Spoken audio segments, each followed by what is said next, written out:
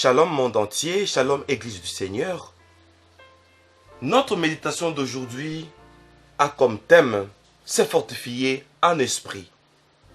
Notre passage clé est dans Luc, chapitre 1er, le verset 80, qui nous dit « Or, l'enfant croissait et se fortifiait en esprit, et il demeura dans le désert jusqu'au jour où il se présenta devant Israël. » Nous disons « Parole du Seigneur ». Comment se fortifier en esprit? Ces passages nous montrent qu'il faut se fortifier en esprit. Alors comment se fortifier encore en esprit comme Jean-Baptiste? Le fait de demeurer au désert alors qu'il avait le parent, les voici éloignés de tous. C'est l'image de la conservation. Qui se conserve moins prouve un manque de caractère spirituel. Voici quelques principes du caractère spirituel. Notons. Premier principe. La sacralité. La sacralité, c'est renforcer les limites que l'on se fixe au nom de ses responsabilités et ses fonctions spirituelles. Comme le dit la Bible, nous formons un corps qui a plusieurs membres et chacun pour sa part.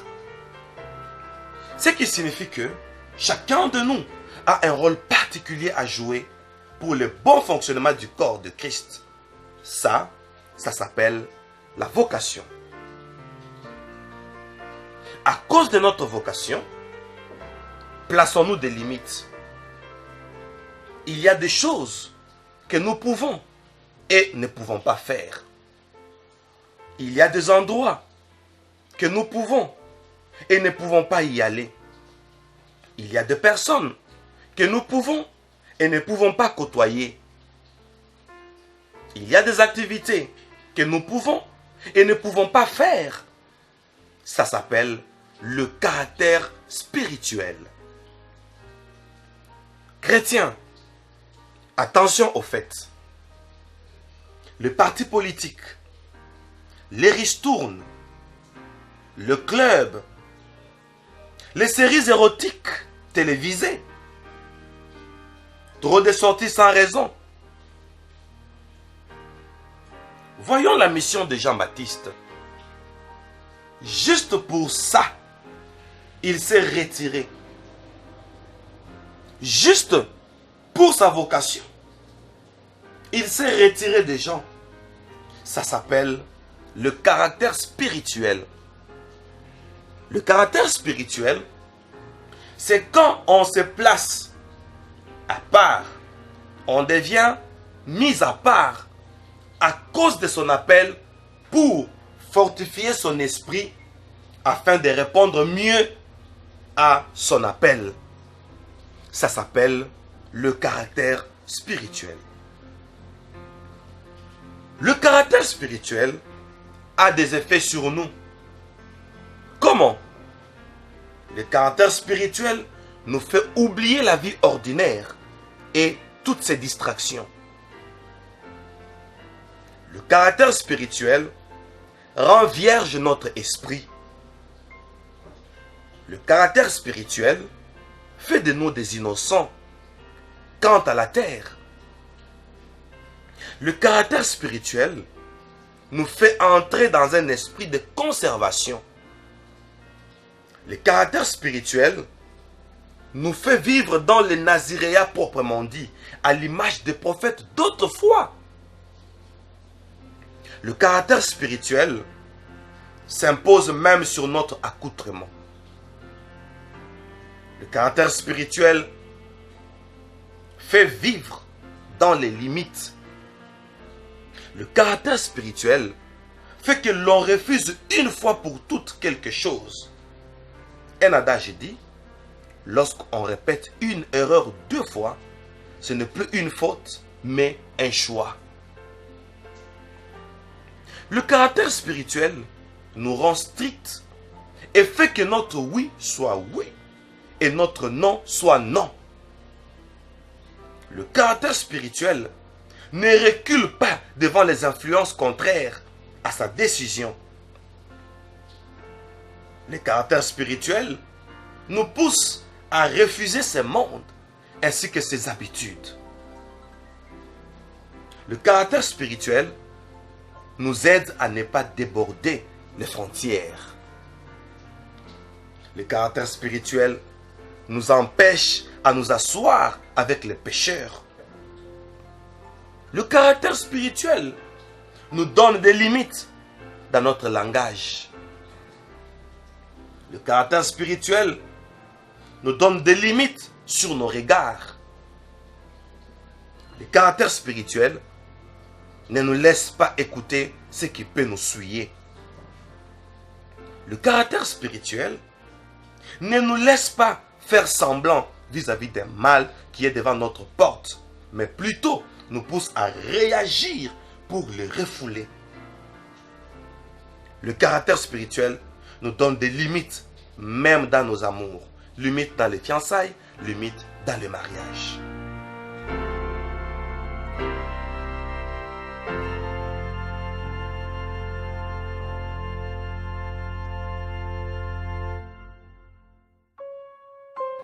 Voilà, chers bien-aimés, la première partie de notre méditation sur se fortifier en esprit. Désormais, chacun de nous sait comment se fortifier en esprit. Prions le Seigneur.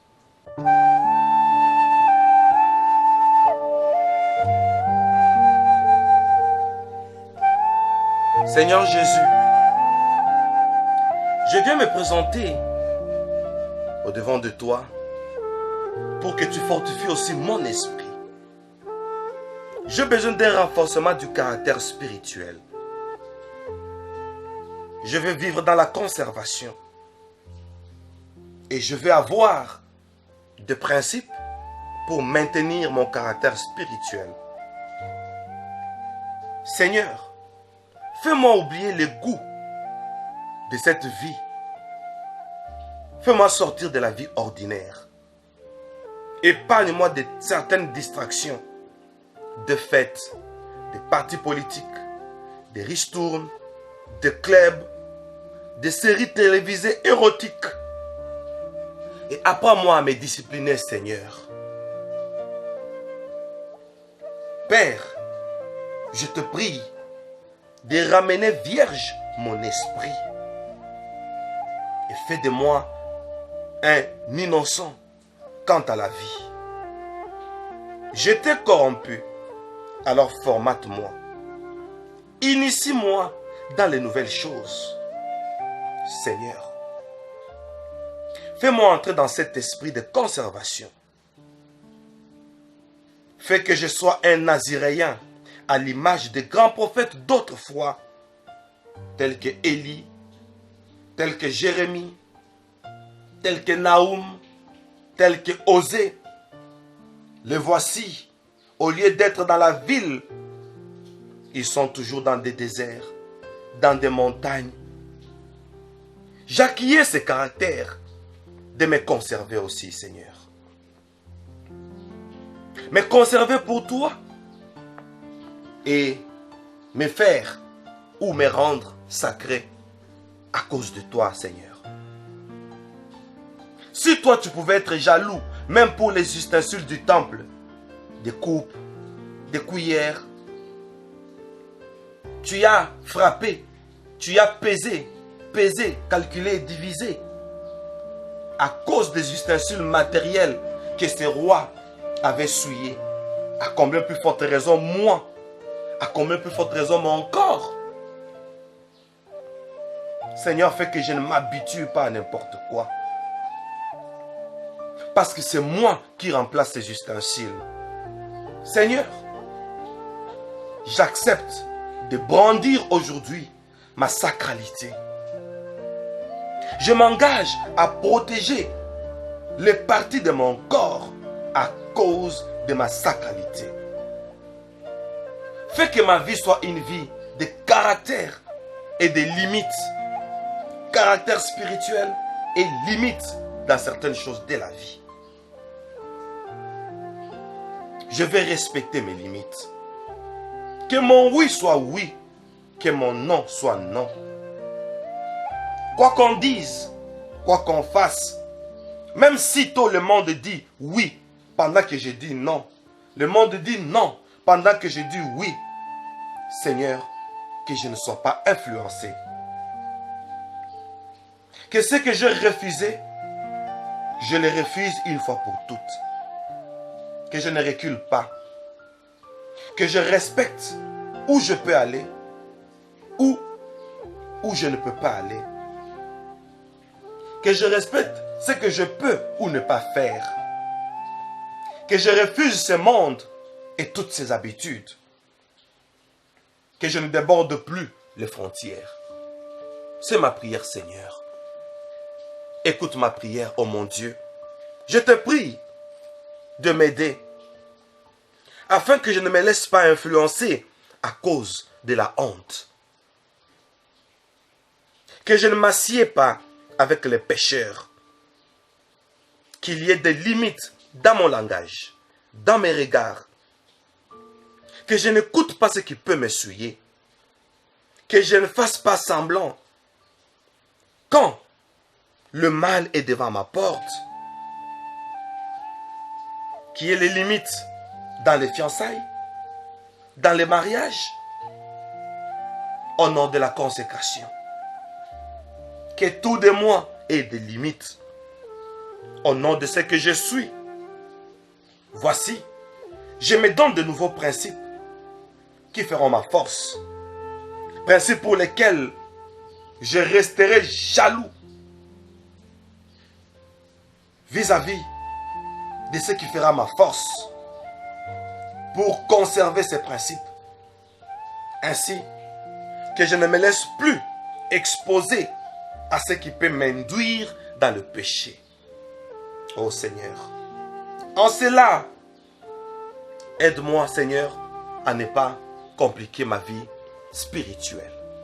Laisse que cette prière monte au-devant de toi comme un parfum de bonne odeur. Et pour le monde entier qui vient de prier avec moi, qui vient de prendre un engagement à se fortifier aussi en esprit comme Jean-Baptiste. Dans le nom de Jésus-Christ. C'est ton nom merveilleux que je viens ainsi de prier et je dis Amen. Shalom, bien-aimés, Église du Seigneur, les amis de la parole. Merci pour cette belle méditation que nous venons de faire ensemble. Notre point culminant ou notre conclusion est que Jean-Baptiste croissait et se fortifiait en esprit et il demeura dans le désert. Et Jésus l'a traité de plus grand de tous ceux qui sont nés de femmes. Alors que Jésus lui-même est né d'une femme, Marie, mais il a plus bondi Jean-Baptiste à cause de sa mise à part, sa consécration, son naziréat.